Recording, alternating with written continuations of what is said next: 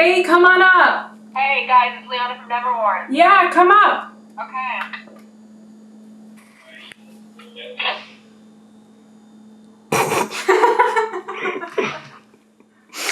That'll do. Hello everyone, my name is Liana and I'm the host of Never Ones, a show in which I go into people's fabulous, fantastic closets. And today we are meeting Eden. She is the biggest collector of Balenciaga, not Demna, not Alex Wang. We're talking Nicolas Ghesquiére, whatever. Anyways, we're gonna go see what compels someone to collect from this very specific era and see some of the most rare pieces you've seen from his runway. So let's go. Eden, I'm home. Hi guys, welcome in. Okay, let's get it.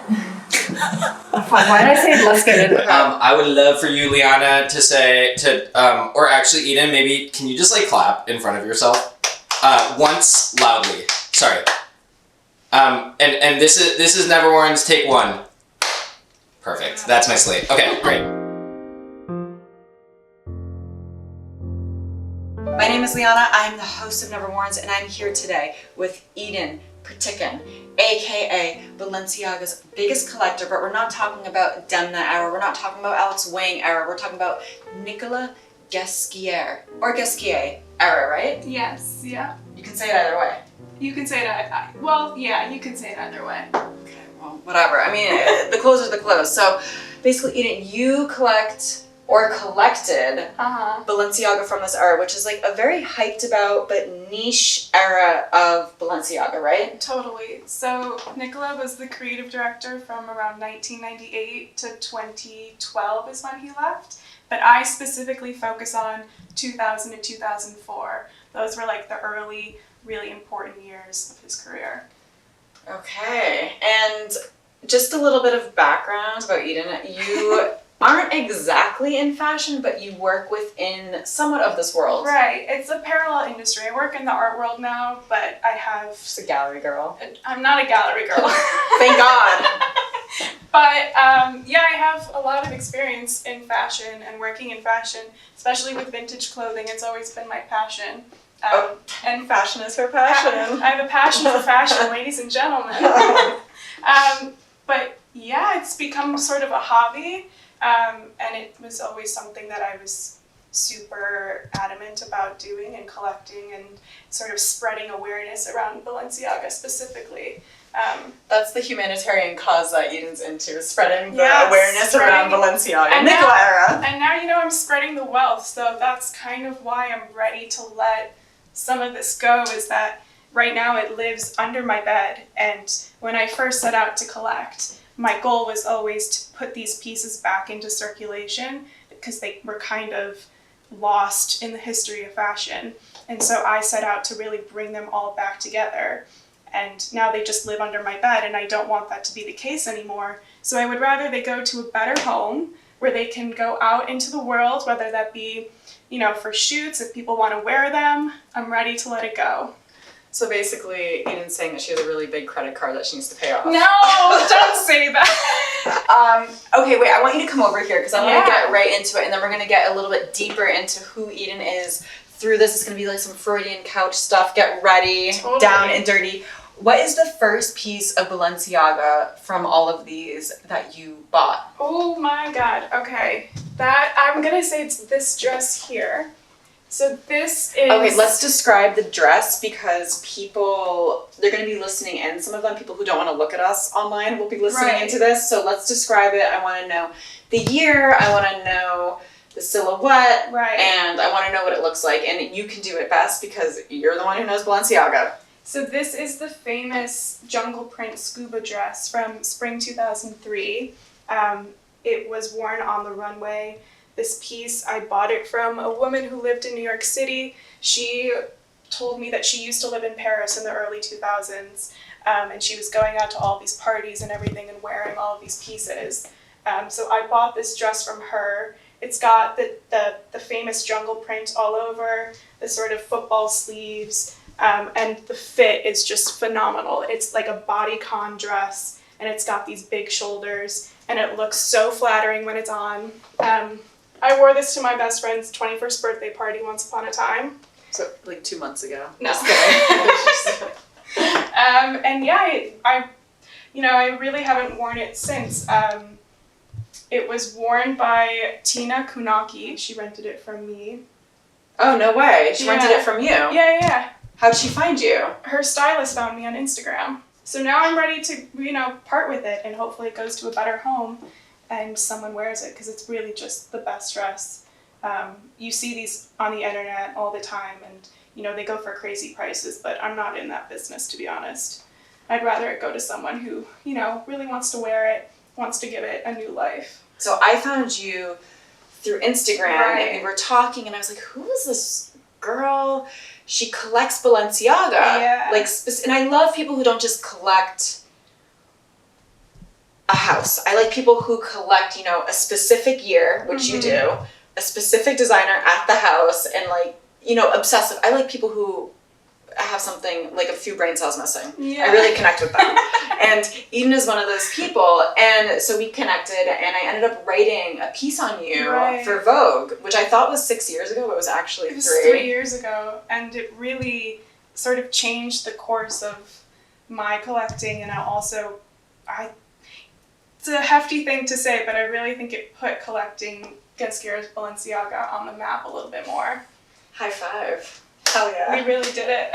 We made everyone go, bonkers for it. Yeah. So do you think that kind of messed up the market, though, at the same time? I honestly, I do. I think that prior to the article's release, it was really easy to find pieces for not that much money, whether it be on Depop, Patchwork, eBay, Vestiaire Collective.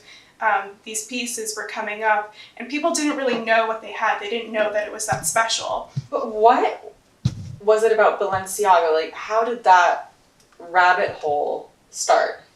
To go back to the jungle print, when I was in high school, I was a big Tumblr girl, and I was obsessed with just taking on this full self-education. So I went back into the style.com archives, RIP style.com. We love style.com. Bring it back. Yeah, truly. But I decided to take it upon myself to look at all of these collections from big name designers, and Balenciaga being one of them. And once I saw that jungle print, it was all over for me. For some reason, it became this reference point for what I saw to be like the height of creativity. And it really stuck out to me, and everything that I saw after that, I sort of, rewind.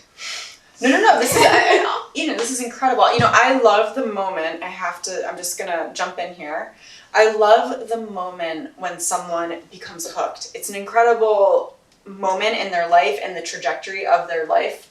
I remember when I first got into magazines, I was in Barnes and Noble, and there was a British Vogue, and it had Kate Moss on it, and I was like, who is this woman? And then I did my research, I bought the magazine, and then that was that. I was done. Yeah. I was a goner.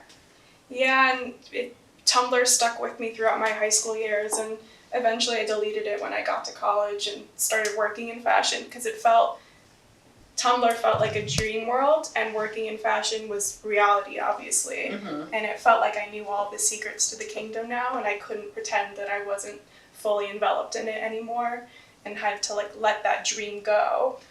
And yeah, I miss my Tumblr. It wasn't a split-second decision. It was something that I came to a realization over time. I think there's never going to be a good time to let go, and it's not about letting these pieces go at the height of the market. It's not about the money for me. It's more about what is the current state of fashion, and spreading the wealth of these pieces. Can that add, or can that aid in people's creativity? I don't know what I'm saying. No, I like it. It's like a very Zen Buddhist sort of perspective, I'd say. I just feel like these pieces can have a better life than living under my bed. That's really at the end of the day. We love a woman who cares about the world. Yeah, I know there's a small community of people that collect Balenciaga, and I know that they would certainly appreciate getting their hands on these pieces. It's funny knowing, the 6 or 7 big Balenciaga collectors in the world and what's in their collections and having the missing pieces to what can, collections never complete, but these pieces can certainly add and give value to their collections. I just want to show someone because this is a really good. It's got amazing shoulders and it's really accentuates the right places on the waist. I look like I'm going to sue someone. I look like I'm going to fire 1,000 people. I am into this. This is if this was one size bigger, I would actually buy this, but it's fine. That's kind of the eternal problem with early years of Balenciaga is the sizing. It's really one size fits none. It's truly one size fits none. That should be the slogan. This feels incredible though. I'm going to wear it for the meantime. Go for it. Maybe I'll stretch it out. Okay. Should we do the next one? Show me the third never worn. Okay. What? Give me a top, like a... Well, I want to know, what is like really hot within this tiny niche world of Balenciaga collectors? Let's do the parachute jacket. I'm gonna have to try this one. Wait, actually, you can try it on. This one on. Okay, let's talk about the parachute jacket for people who are listening in. So it is exactly what it sounds like. It's made of this windbreaker material. It's got this sort of fleece lining, and it is really just, you look like you're about to jump out of a plane or something. It is from the fall 2003 collection. This was worn on the runway, and it's really just a very special jacket. I love that there's this sort of intergalactic collar. It's rounded, and then there's another collar on top of it that is like a fleece, and then a mesh, and then the fleece is like this dark, deep green. It's very delicious. The mesh is white. I mean, it's really, this thing is... It's in really great condition too. It's hard to say if anyone ever wore this. I can't actually remember where I bought it. I was gonna say, you have to give me the whole I know that spiel. When I did buy it, I had 2 of these. And so I decided to sell one once I got this one. But I think it was from like a random German resale website called Rebel, which is kind of a hidden gem in my opinion. But yeah, I've had this for a couple years now. Oh, is it asymmetrical? This piece sort of hangs down. It's got these zippers. Can you put it on for us so we can see? Let's put it on.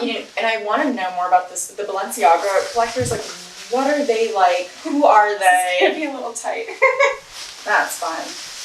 Oh my God, it looks so good. Wait, let me move your hair. Sorry, there's gonna be some rumbling on the mic, but everyone bear with us. Oh, it looks good. This is not the jacket that you want to wear during a Never Worns though, because it's so swishy. And it's truly not a jacket that you can wear, even though it's a windbreaker. I wouldn't wear it in any sort of, rainy weather of any type. It's really a delicate jacket. It pulls really easily, but I think this is like every collector's dream jacket. Why though? Is it the construction? Is it just that it's rare? Like, what does this signify for Nicolas? It's both of those, and I think it's also the space that it takes up on a runway. When this came out, it really stood out in the collection. It was a lot of these cropped jackets, a lot of these dresses. I don't know if you can recall this editorial that Stephen Meisel shot for, I could be wrong, for American Vogue with Natalia Vadianova, where it's like an Alice in Wonderland themed with all these designers and... I don't think it was Meisel though. I think it was Annie Leibovitz. Was it? Yeah, I'm pretty positive. Can we rewind it? I don't want to be wrong. Damn, I wanted to correct her. Come on, let's just roll with it. Okay. It's fine. We're honest. We're an honest video. We're an honest show. But anyway, the significance of telling that story is that there was a dress from the same Balenciaga collection where it had this gorgeous ruffling detail on the front, but the photo was of Natalia kind of facing the back. So they had Nicolas reconstruct the dress so that the ruffling went on the back, and that's how they got the shot. Wow, so you really know the deep dive behind every single piece. You do your research. Yeah, I can't remember. I think there must be some like YouTube video about this where they interviewed everyone. I can't remember how I knew that story. But anyway, same collection. So there's just a lot of historic details that go along with it. And it's really, Well, it's a very opulent windbreaker. I Yeah. mean, this is like a very incredible silhouette here. The rounded pocket, and then there's another rounded, you know, what is this? Another pocket. It's a Yeah. very luxe, opulent sort of royal take on the windbreaker. They made a bag also with this material, Ooh. and I used to have it. It used to be my work bag. I've since gotten rid of it, but yeah, I used to have one of those. Well, speaking of bag, I mean, what do you think about the Balenciaga motorcycle bag? Like the OG. Yeah, his first one. You know, Or what is it called? Because there's like different names there's for like it. You the would know. first, the city bag. Mm-hmm. I think they're great. I think that over time, having more and more designers copy it and reissue it has taken away from its original value, because now you see people walking down the street with a modern version of it, and it kind of leaves a bad taste in my mouth. But I think it's really cool to have an original city bag from that time. Well, yeah, you're kind of a pure archivists. I usually find are purists in a way. They don't like a reissue. Like I mean, I also don't like a reissue. If someone was to reissue these pants, you know, Gucci went in and they were like, "We want to do this again." I think I'd be like, "Gotta go." Yeah. But you know, it happens. But this is an incredible piece. So you say there's like 6 or 7 Balenciaga hardcore collectors out there. That I know of. There's probably more. I do know of more, but in my little community of people, we all sort of know each other. And when a really good piece comes up, whether it be on eBay or the Real or wherever, it's kind of easy to know who got it just by knowing what's in certain people's collections or where they're looking, what they're looking for. So it's nice to always see a piece sell on eBay and then to message that person, be like, "Did you get it?" And it's like, wow. it's not competitive. It's very celebratory, and it's just a nice community to be in, I think. Have you ever met anyone in person from there? Yeah. A good friend of mine in New York, we met 4-ish years ago when I moved here. He bought a piece off of me, and we went out to lunch together, and we've been friends ever since. Oh, that's so nice. Yeah. That's what friends are for, buying pieces off of each other. Wow. I love that. So this is going to go. We're parting with this beautiful windbreaker, and it makes noise too. ASMR for all you freaks out there. Okay, you're taller than me. Oh, I guess while this one is out, like we might as well take it out because it's hard to conceal Oh. once it's been seen. This dress is So we're on our 4th never worn Yes. now, and this. Okay, you do the thing. This dress is from spring 2002. It's a cargo dress, and it was made famous by Kate Moss, who wore it in London to, I think it was like a Mario Testino gallery opening. And in the photo, it's a very famous photo. You've probably seen it on Instagram, mood boards, Pinterest, whatever. She's smoking a cigarette. She's got this fur jacket. It's like a chubby, like a white Yeah. fur chubby, and she's like, you can tell she's a little drunk, and she's smoking, and she's revealing the side of it, which is, it's almost like there's bandages on the side, Right. and then you can see the peekaboo of skin in it. So this one, there was 2 versions that were on the runway. That was one version that was worn with a gilet over it, and this is the other version that's just got the sides exposed. Wow, so this is pretty fab. And wait, what is this in the front? It's like a It's just a little detail. little detail that Cargo. does absolutely nothing utility-wise. Just different cargo details throughout, the dress. Okay, we're gonna go. Yeah. time See you to later. Sayonara to the Black Kate mock dress. Okay, so now we're on our 5th never worn. Babe, you know we're only supposed to do 5, but we're giving you some extra leeway here. Oh, we don't have to do all of these. No, I let's do guess. them all. Why not? More the better. Let's do these pants, because I love these pants. I used to wear them all the time. They don't fit me anymore. Let's describe the pants. It's like almost like a railroad conductor stripe. Yeah, it's a nice pinstripe. These are cotton, almost, they're not denim necessarily, but they're a cotton trouser. And they've got these nice clips in the front. That they just hitch on over the pocket. Yeah. And these are kind of like a cropped, they look like they would skim the They shin. go about mid-calf, I would say. They're kind of baggy. If once upon a time these were baggy on me, they're not anymore. But I also have the dress version of these. It's from spring 2001. Mm-hmm. And so where did you get them? And why? What attracted you to them? These on eBay, Mm-hmm. and they're from the runway too, and I wanted to wear them, and I did wear them for a while. And then now I didn't buy the dress. I actually acquired the dress through a trade with a different collector. What did you trade? I traded a silk patchwork piece from 2002. Mm-hmm. So this is spring 2001. This was worn by Kate Moss on the runway, I think. Oh. A nice like pinafore dress. How would you...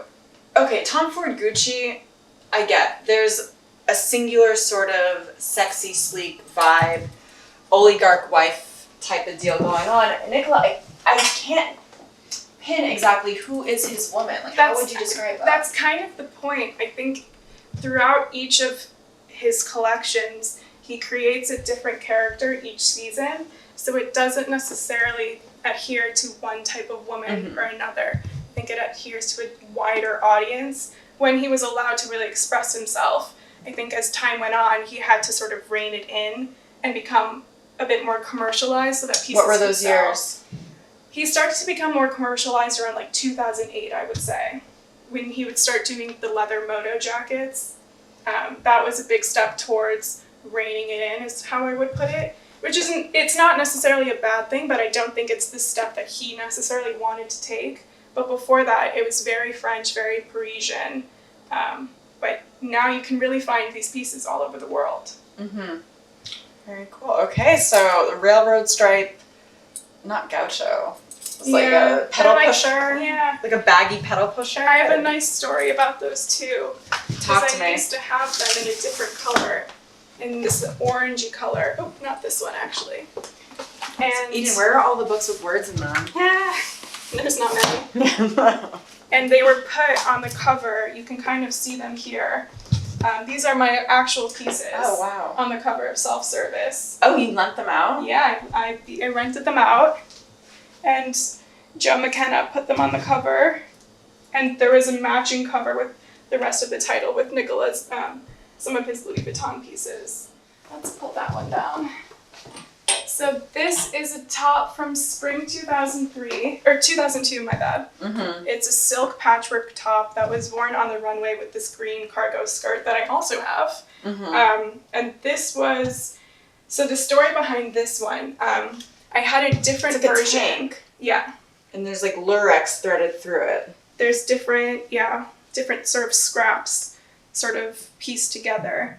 The story behind this one is that I had a different version of it. It was the first really mega piece that I bought, that I was starting to tailor my collection more and whittling it down to the specific, 2000 to 2004 years.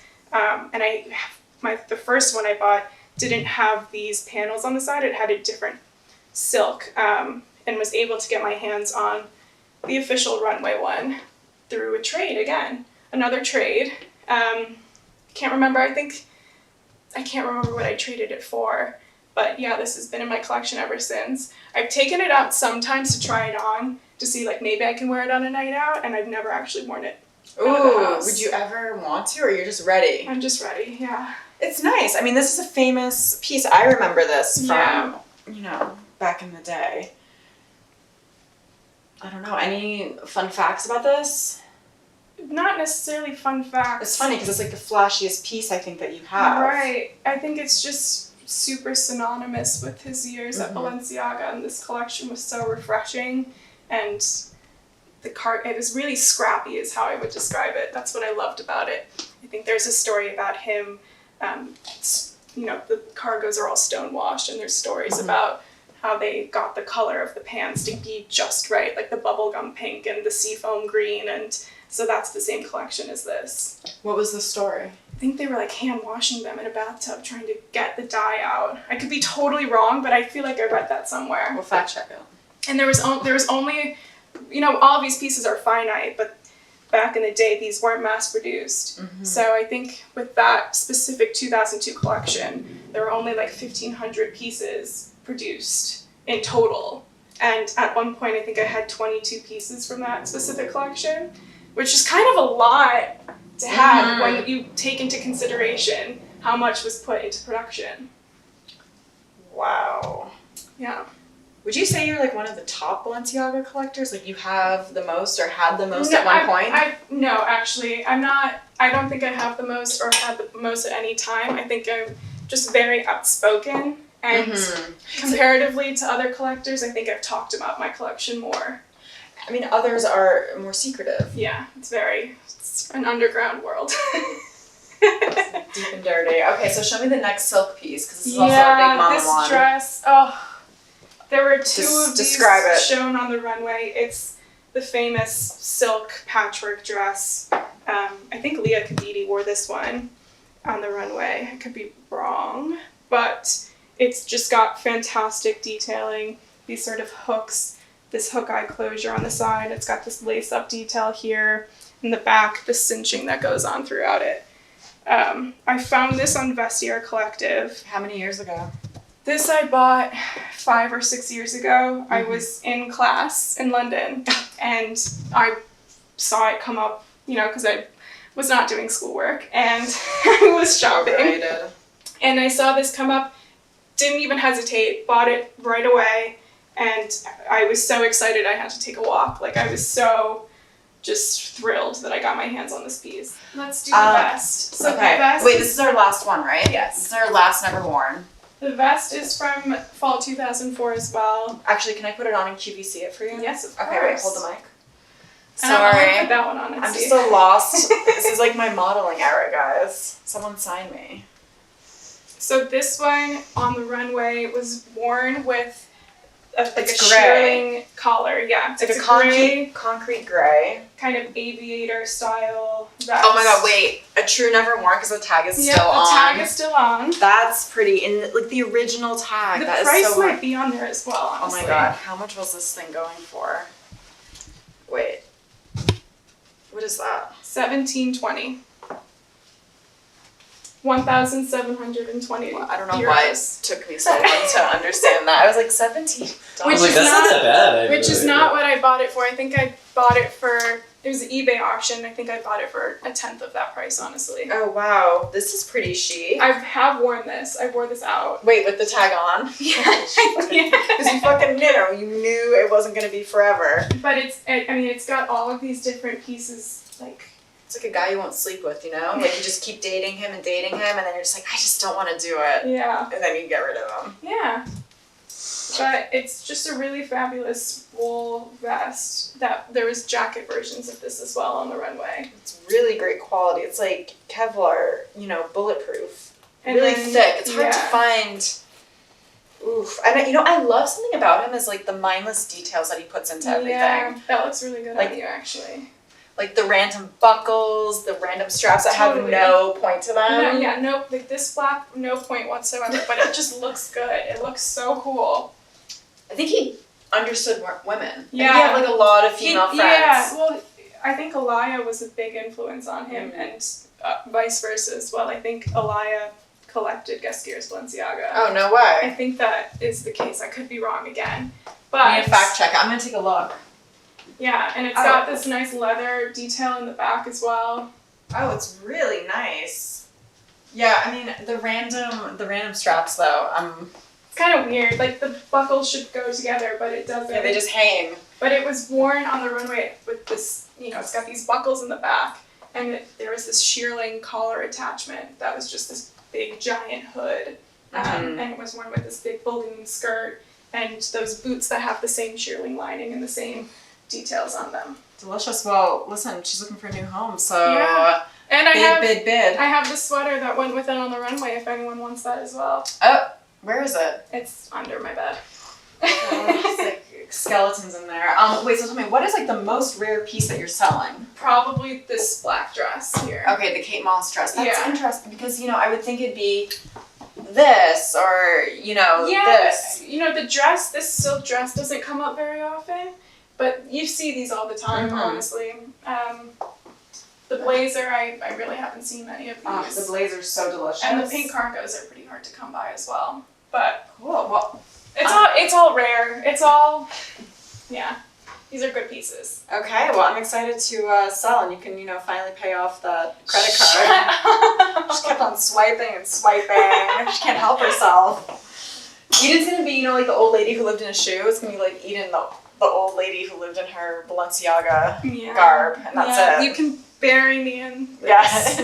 in this one. Okay, well anyways, we're gonna wrap it up. So thank you so much, Eden, for Thank doing you. this Never Worns. We love all of your Balenciaga Nicolas era. What are the years again? 2000 to 2004. So any of you freaks out there who want to buy this, any of you fashion lovers, this is really for you. You are a fashion girl. Yeah. With 2 Fs. I'm all about spreading the love and the wealth of these pieces, and I just want to share it with the world now.